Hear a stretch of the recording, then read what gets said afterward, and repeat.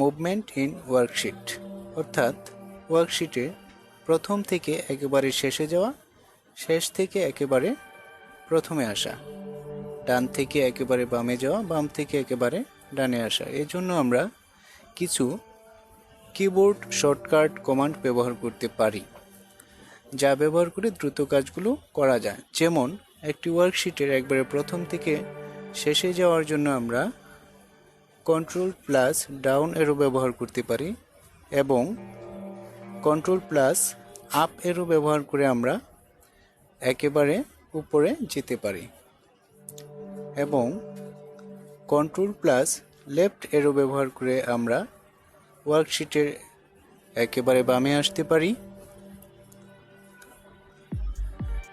Control plus right এরো ব্যবহার করে আমরা একবারে ডানে যেতে পারি। এখন আমরা শিখব কিভাবে একটি সম্পূর্ণ কলাম অথবা র সিলেক্ট করা যায়। সম্পূর্ণ কলাম অথবা র সিলেক্ট করা খুবই সহজ একটি বিষয়। এজন্য আমাদের যে কলাম অথবা রটি আমাদের সিলেক্ট করতে হবে তার প্রথমে গিয়ে এখানে একটি ক্লিক করতে হবে।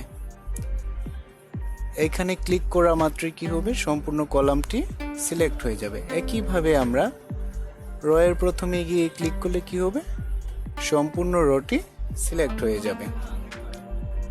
এখন আমরা শিখব কিভাবে একটি সম্পূর্ণ কলাম অথবা র হাইড করা যায়। যেমন JKL এর মাঝে আমি কে কলামটি হাইড করব, এই জন্য আমার প্রথমে কি করতে হবে, কে কলামটি সম্পূর্ণ সিলেক্ট করে নিতে হবে। যেমন আমি কে কলামটি সিলেক্ট করলাম, সিলেক্ট করার পর মাউসের রাইট বাটন ক্লিক করি, রাইট বাটন ক্লিক করে হাইড অপশনে ক্লিক করতে হবে। হাইড অপশনে ক্লিক করার সাথে সাথে কি হলো, আমাদের কলামটি হাইড হয়ে গেল। এখানে একটু হাইলাইটস থেকে যাবে। একইভাবে 7, 8, 9 এর মাঝে যদি আমি 8 নাম্বার রটি আমি হাইড করতে চাই, জন্য আমাকে প্রথমে 8 নাম্বার রটি সম্পূর্ণ সিলেক্ট করতে হবে। আমি 8 নাম্বার রটি সম্পূর্ণ সিলেক্ট করলাম, রাইট বাটন ক্লিক করে হাইড অপশনে ক্লিক করতে হবে। তাহলে আমার কি হলো, রটা হাইড হয়ে গেল। এখন আমরা শিখব হাইড হওয়া কলাম অথবা র কিভাবে আমরা আনহাইড করতে পারি। আনহাইড করার জন্য যেখানে আমরা কলাম বা রটি হাইড করেছি সেখানে হাইলাইটস অংশে আমাদের কি করতে হবে, মাউসের রাইট বাটন ক্লিক করতে হবে।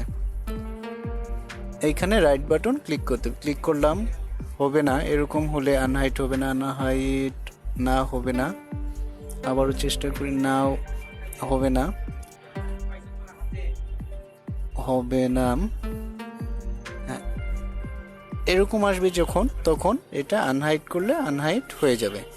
একইভাবে আমরা যদি র আনহাইড করতে চাই, হাইলাইটস হওয়া অংশে ক্লিক করতে হবে, হবে না, হাইলাইটস অংশে রাইট বাটন ক্লিক করতে হবে, হ্যাঁ এখন হবে।